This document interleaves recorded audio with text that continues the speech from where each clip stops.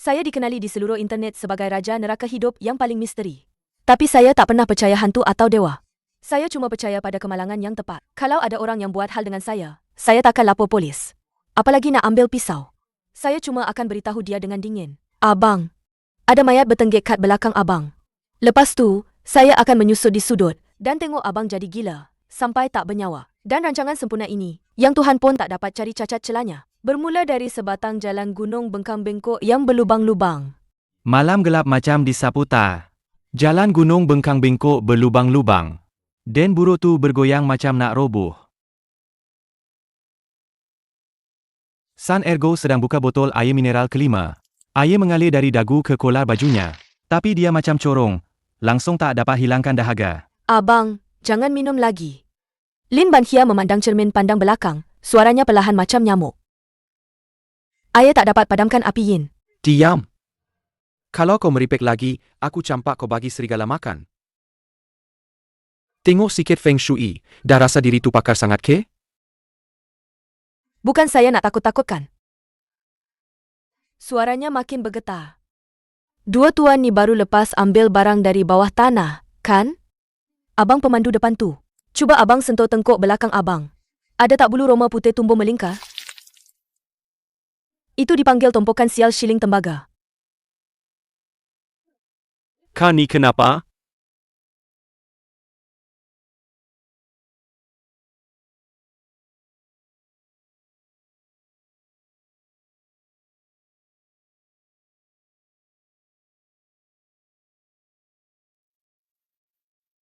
Ergo. Kau kena sawan ke? Abang Jauh. Orang tu fuya kamu panggil benda tu sial berbulu. Cikgu saya pernah cakap, benda ni disebabkan oleh kulat yang bermutasi. Dia akan masuk ikut liang roma manusia. Mula-mula rasa dahaga. Lepas tu tangan kaki jadi kejang. Akhirnya, tak kenal sesiapa pun. Meripik apa kau ni? Dengan cahaya lampu yang malap, pergerakan Zhao Daqiang terhenti. Tengkuk belakang San Ergo penuh dengan tumpukan putih yang padat. Bentuknya bulat. Ada lubang di tengah. Macam dua kertas yang digunakan untuk pengebumian. Abang Zhao, abang ada aura positif. Dia sekarang paling perlukan benda ni. Kalau aura negatif menguasai dia akan nampak abang macam nampak seketul daging segar yang panas. Diam. Kalau kau cakap lagi sepatah, aku bunuh kau sekarang.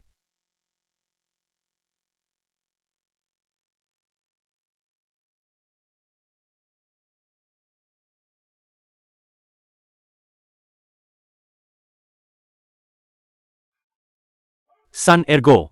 Kenapa kau pandang aku macam tu?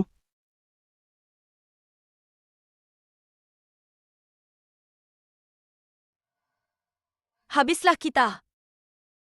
Ini dipanggil hantu jahat tersandung. Aura negatif dia terlalu kuat, dah mengganggu tapak kereta ni.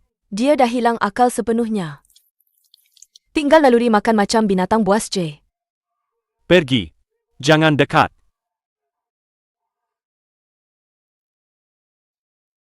Abang Zhao, jangan sampai berdarah.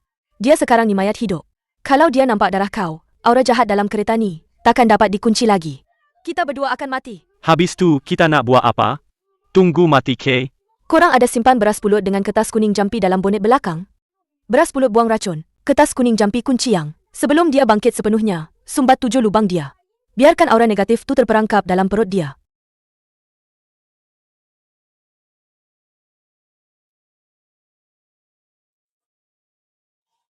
Tahan balik. Tahan balik nafas kotor tu. Zhao Daqiang merang. Lin Banhia mengerekut di sudut. Dia melihat muka San Ergo. Dari pucat lesi bertukar ungu. Itu tanda pernafasan terhenti sepenuhnya. Abang Zhao, jangan sesekali lepaskan tangan. Kalau terlepas, nafas tu akan sembuh muka kau. Kau akan jadi kambing hitam dia.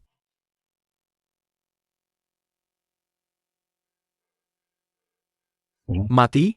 Tak mati. Dia tergamam je. Tapi tempat ni banyak aura jahat. Kita kena cepat pergi.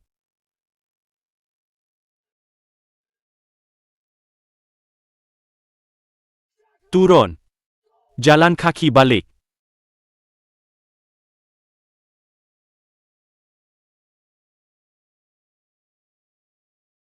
Itu satu-satunya titik koordinat di jalan gunung bengkang-bengkok ni.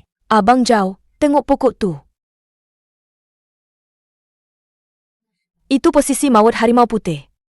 Kau tadi betul-betul masuk pintu maut.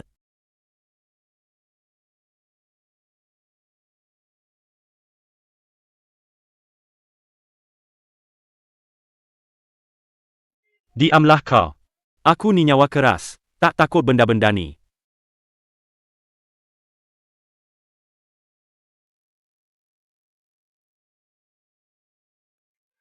Kenapa kau ni? Abang Zhao, kau ada dukung San Ergo ke belakang? Kau berani main-main dengan aku? Itu yang tadi melekat kat mulut San Ergo tu. Dia datang.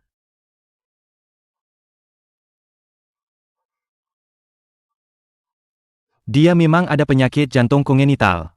Ketakutan sepanjang perjalanan, rakan sejenayah yang sesak nafas, wanita tilik nasib yang pelik, akhirnya pada saat ini, semua bergabung menjadi serangan maut. Dia jatuh terhempas ke tanah, menggeletar 2 kali, lalu tidak bergerak lagi. Tolong, pegawai polis. Saya diculik. Mereka tiba-tiba mati. Banyak hantu.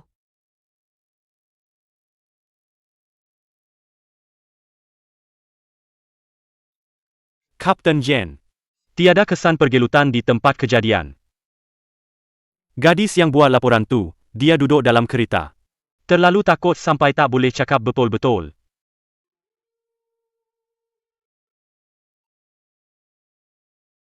Jangan takut, dek. Diorang bergaduh, ke?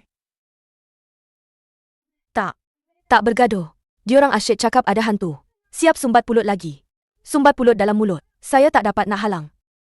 Selain bau hapa, memang ada bau cendana yang samar-samar. Itu bau kedai colok Bansia, yang Lin Bansia selalu bawa. 30 tahun berkhidmat, tak pernah jumpa kes mati yang misteri dan bersemacam ni.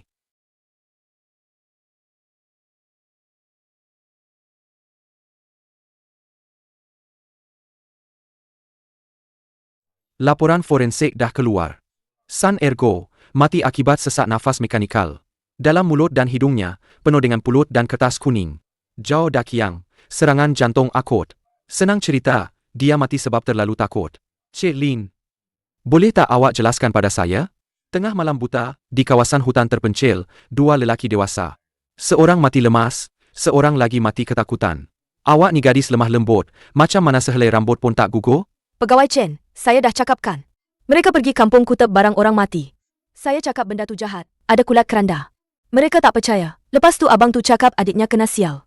Dia nak sumbat mulut adiknya dengan pulut. Saya ni penjual colok. Mana berani nak halang? Betul ke? Macam mana Zhao Daqiang mati? Dia terpijak posisi maut harimau putih. Saya dah ingatkan dia. Tapi dia tak nak dengar. Lepas tu datang angin sejuk.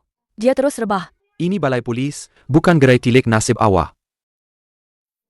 Saya tak tipu. Pegawai Chen, awak siasat kes guna bukti. Saya tengok Feng Shui guna nasib. Kulat keranda sebenarnya kulat darah mayat dari kubur lama. San Ergo dah dijangkiti dan menunjuan tindak balas fizikal sawan. Ini fakta kan? Pakar forensik memang mengesan kulat tak dikenali. Zhao Daqiang ingat dia bangkit dari kubur. Dalam ketakutan melampau. Tindakan pertahanan yang melampau. Itu pun perkara biasalah kan? Pasal Zhao Daqiang mati mengejut. Sebab dia memang ada sakit jantung masa dia tengah stres gila pula tu dia berdiri kat tempat yang kena angin kuat angin sejuk tulah tambah lagi dengan sugesti psikologi dia sendiri terus kena serangan jantung. Dalam perubatan, benda ni panggil apa sistem saraf simpatetik terlalu aktif sampai jantung jadi tak stabil. Dia terpaksa akui apa yang budak perempuan ni cakap walaupun dibalut dengan cerita Feng Shui dan tahyul tapi logik di sebaliknya rupanya sepadan dengan forensik dan psikologi jenayah. Dia tak bunuh orang dia cuma campurkan fakta dengan tahyul jadi satu sop yang penuh racun biar 2 orang bodoh tu minum sendiri. Kau tahu banyak jugalah. Semua ni ilmu jalanan untuk cari makan je. Aku ni nasib malang je. Terlibat dalam hal ni. Dengan bukti yang ada dia tak boleh keluarkan waran tangkap pun. Dia kena cari kelemahan dalam masa 24 jam. Atau pecahkan pertahanan mental dia. Xiao Li, kenapa kau asyik pandang ke sudut dinding tu? Pegawai Chen, Feng Shui bilik ni tak berapa bagus. Oh, balai polis pun percaya Feng Shui ke? Tempat kami ni paling banyak aura positif. Tapi aura negatif pun kuat. Bilik ni menghadap utara ke selatan. Dan cermin tu pula tergantung betul-betul di posisi 5 hantu. Posisi 5 hantu, iaitu pantulan kaca. Ini dipanggil sial cermin. Paling mudah berlaku kejadian pelik. Tambahan pula, lampu bergoyang-goyang. Menandakan ketidaktenangan. Hari ni, dalam bilik ni, mungkin akan ada pertumpahan darah. Jangan nak berlakon kat sini. Kau ingat kau boleh tipu aku? Saya cuma berniat baik nak ingatkan.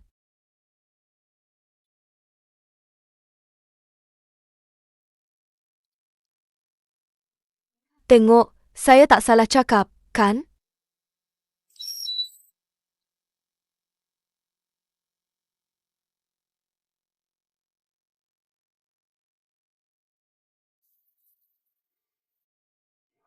Kebetulan J. Suara Chen Jiangwo tenang. Seolah-olah bercakap dengan dirinya sendiri. Lin Bansia. Teknik sugesti psikologi kau memang hebat. Tapi di hadapan undang-undang, kemalangan tetap kemalangan. Tiada bukti. Aku tak boleh tahan kau. Had masa 24 jam, ibarat surat kematian. Chen Jiangwo keluar dari bilik soal siasat. Sik Li segera menghampiri. Kapten Chen, betul ke nak lepaskan dia? Dua orang tu mati dengan cara yang sangat pelik. Saya tak percaya budak ni tak buat apa-apa. Lepaskan. Bukan sahaja perlu lepaskan dia, malah kena hantar dia balik dengan baik. Kau tukar baju biasa, pergi ke seberang jalan lama rumah dia, duduk di kedai snack Syasian. Perhatikan dia setiap saat, tengok dia jumpa siapa, tengok dia bakar kertas tak malam nanti.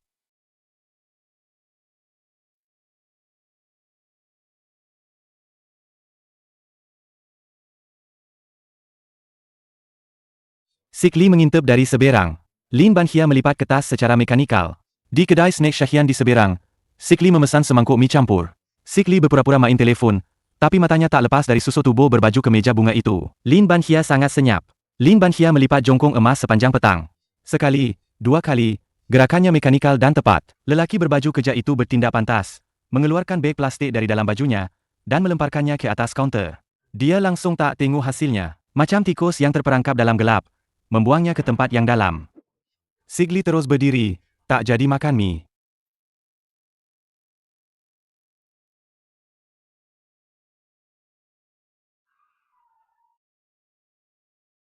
Xiao Lin ni cakap betul.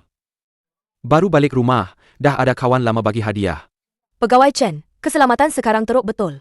Asyik ada orang buang sampah merata-rata. Buka. Nada Chen Jiangwo tak boleh dibantah. Bau busuk yang kuat menusuk hidung. Tapi yang keluar bukan daging busuk. Sebaliknya, sekumpulan sisa kertas kuning. Hancur macam pes yang dikunyah. Di atasnya tertulis deretan nombor dengan dakwat hitam. Itu adalah tarikh lahir dan masa lahir seseorang. Arkib dalam fikiran pegawai Chen Jiangwo serta-merta terputus. Itu adalah tarikh lahir si mati, Zhao Daqiang. Cik Lin, jelaskan sikit. Benda ni, macam mana boleh ada dalam beg sampah awak? Pegawai Chen, ini dipanggil membayar hutang. Hutang orang mati, mesti ada yang selesaikan. Betul tak, pegawai? Pegawai Chen, benda ni ada aura jahat. Kalau awak pegang, tak sesuai dengan nasib awak. Saya tengok dahi awak gelap hari ni. Bencana air sedang menghampiri. Balik rumah awal, tutup tingkap. Jangan sentuh wap air yang lembab. Cik Lin, benda yang paling saya tak percaya, ialah cerita karut macam ni. Nasib saya, uniform polis ni boleh kawal.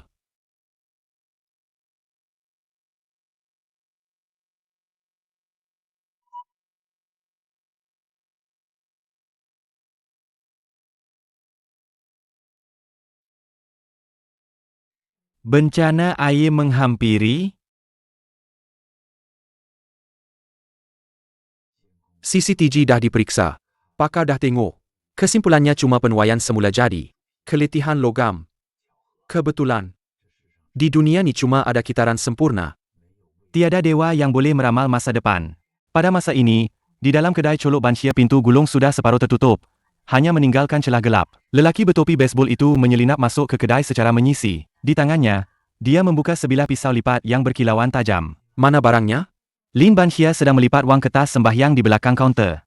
Langsung tidak mengangkat kepala. Jongkong emas itu jatuh di atas meja. Jet darah yang Abang Zhao dan gengnya bawa keluar itu.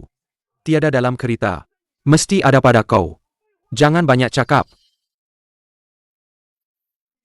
Itu barang sial. Kalau kau ambil, kau takkan hidup sampai malam ni. Jangan gelabah. Barang yang kau nak itu ada di kedai snack Syahian di seberang jalan. Pergi ambil sana.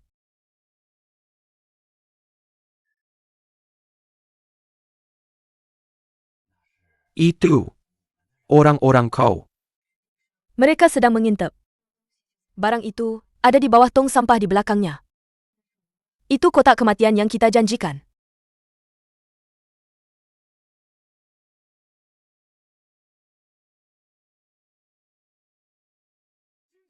Polis, jangan bergerak.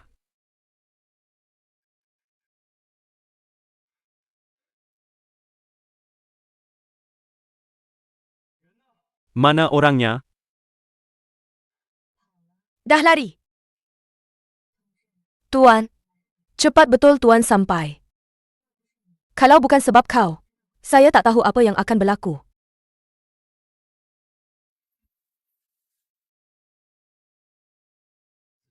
Saya rasa macam saya ni perisai untuk perempuan ni. Dia cakap. Perempuan tu beritahu dia, nama dia ada dalam tong sampah kedai snack Shasian. Xiao Li, kau dah jadi pengawal peribadi percuma dia. Tak nampak lagi ke?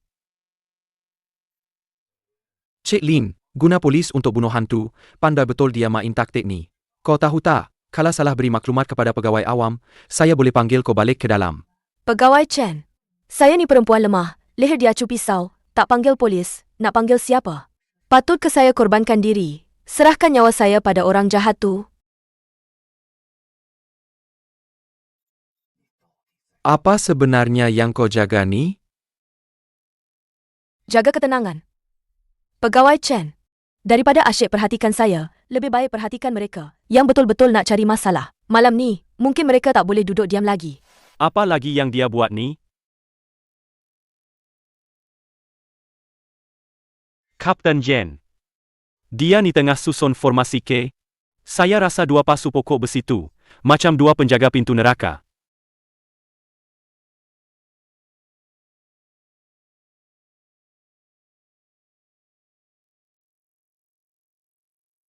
Jangan percaya tahyul. Pukul 3 pagi. Lampu jalan terakhir di jalan lama disebabkan pendawaian usang berkelip 2 kali padam sepenuhnya kegelapan menyelubungi kedai colok banhia seperti air pasang. HMPH, Zhao Daqiang mati sebab Feng Shui itu nasib dia tak baik. Aku nak tengoklah formasi naga terperangkap yang budak ni buat boleh ke perangkap aku yang hebat ni? Chen Jiangwo menggenggam walkie-talkie di pinggangnya, tangan Sigli memegang sarung pistol ura di belakang tangannya timbul. Di dalam kedai colok banhia, Lin Banxia duduk di kerusi taisi di hadapannya. Ada sempua lama Lin Banxia menggerakkan manik-manik sempua satu persatu. Semua unit, perhatian. Tunggu mereka masuk dan melakukan jenayah tangkap mereka masa tu juga. Loceng tembaga bergegar kuat tanpa angin. Master Liu, ada sesuatu yang tak kena. Loceng angin ni berbunyi pelik. Ambang pintu terlalu tinggi, Tuan. Hati-hati tersandung. Tumit kasut kulit Master Liu memijak bata hijau yang longgar. Itu bukan perangkap apa-apa. Merayap naik secara senyap cuma bata hijau berongga yang retak seperti sarang labah-labah akibat beku.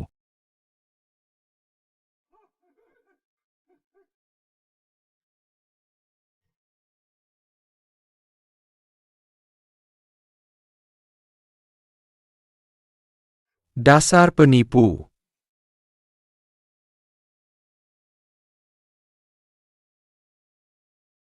Master Liu. Tuan dah tua. Macam pisau bedah yang berjalan, tak sepatutnya cari nahas. Pecahkan.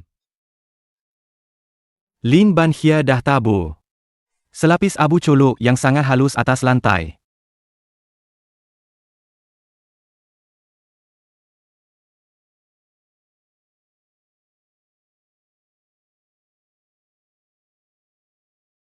Korang berdua ni tak guna. Tak guna.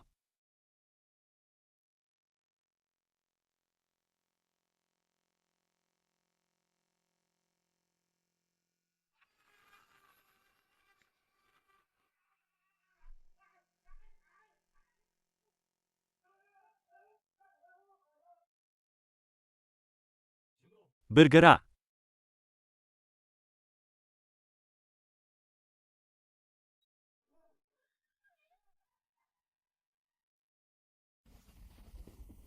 Polis. Letak senjata.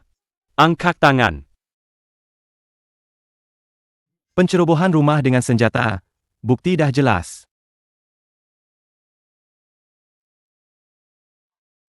Tuan Polis, tolong saya. Mereka nak cederakan saya. Saya tak tahu apa-apa pun.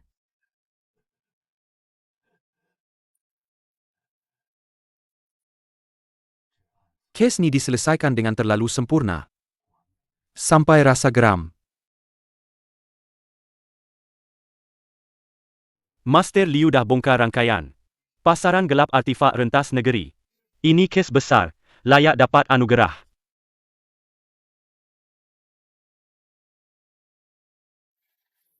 Ini namanya pertahanan diri yang sah. Ini semua rancangan awak yang dah dijangka, cubaan membunuh yang disengajakan. Pegawai Chen. Tak sapu lantai bersih tu malas. Pintu rosak tu miskin. Gantung cermin tu adat resam. Adakah letak barang sendiri dalam kedai pun salah di sisi undang-undang? Kebarangkalian kebetulan lebih dari 3 kali, itu dah jadi perbuatan manusia. Orang jahat tu dah banyak buat kejahatan, sampai Tuhan pun tak sanggup tengok. Ini namanya balasan karma. Terima kasih, pegawai polis. Ini memang tanggungjawab saya.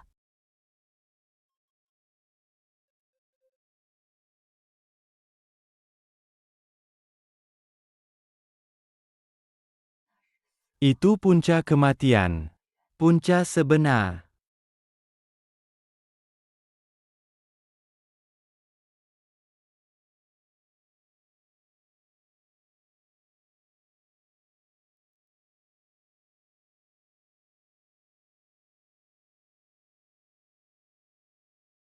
Kayu kering bertemu logam.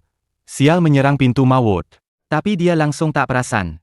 Beberapa hari lepas, pihak Majlis Bandaraya baru saja baiki paip saliran di sini. Di atas jalan, ada sekeping plate besi yang tak berapa nampak, terangkat sedikit. Membentuk kesan jongkang-jongkit yang sempurna.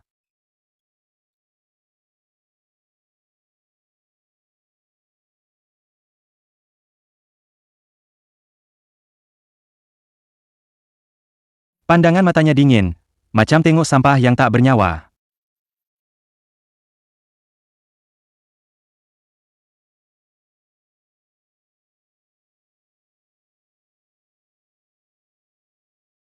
Balasan karma, tak pernah silap.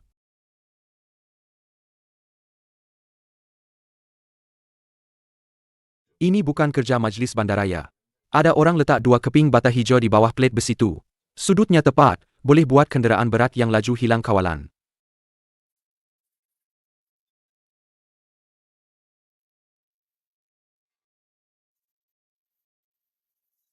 Kapten Chen dah sampai. Kes dah selesai. Kenapa masih datang ke tempat miskin saya ni? Lin. 2 keping bata hijau khas simpang tu, kau yang letak kan? Dia tak ada keraguan. Saya ratakan supaya senang jalan. Dia tahu dia takkan dapat bukti. Tak ada cap jari pada bata hijau tu. Ada titik buta dalam pengawasan. Lagipun, si ketiga tu memang sengaja membunuh. Lin Banxia ni mangsa. Sudah hilang. Yang menggantikannya. Kau memang bijak. Tapi nasib dan Feng Shui tak dapat kira hati manusia. Selalu berjalan di tepi sungai, mana mungkin tak basah kasut? Kad kau secantik manapun, janganlah main api. Di dunia ni, yang boleh ambil nyawa orang bukan Tuhan, tapi undang-undang. Pak Cik Chen jangan risau. Saya tak pernah main api. Saya cuma rakyat biasa yang jual colok. Dia tahu. Sepanjang hidupnya, dia takkan datang lagi ke kedai ni. Semua bukti menunjukkan kemalangan, ketakutan dan pembahagian harta yang tak adil. Tutup kes. Dia bersuara serak. Suaranya menunjukkan keletihan yang belum pernah ada.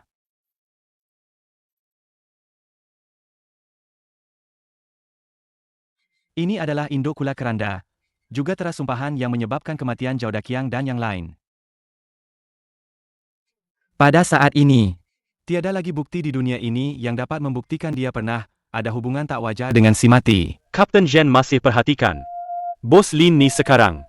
Tapi dia warga contoh di kawasan kita. Chen Jiangwo tidak berkata apa-apa. Dia melihat Lin Banxia melalui cermin depan. Lin Banxia sedang menyusun pasu bunga di hadapan kedainya dengan cekap. Dia tahu pasu-pasu itu kini hanyalah tumbuhan biasa. Tapi jika dia mahu, semua itu boleh bertukar menjadi formasi pembunuh bila-bila masa. Jomlah, jangan datang sini lagi. Puan kedai, dengar cerita puan boleh ramal hidup mati orang? Tangan lelaki berkot itu menggeletar kerana ketakutan. Dia meletakkan segumpal wang kertas dengan kuat di atas kaunter. Lin Banxia tidak memandang wang itu. Dia sedang menunduk, memotong seikat lilin putih di tangannya. Bunyi yang nyaring bergema di dalam kedai yang sempit itu. Seolah-olah ketukan takdir. Lin Banxia mengangkat kepala dengan senyuman profesional dan lembut. Saya cuma penjual colok. Lebih baik percaya sains daripada tahyul. Dalam sepasang mata itu, dia seolah-olah melihat takdirnya sendiri yang sudah ditetapkan. Namun, memandangkan dah datang, mari kita kira dulu. Sebab dan akibat sudah ditetapkan.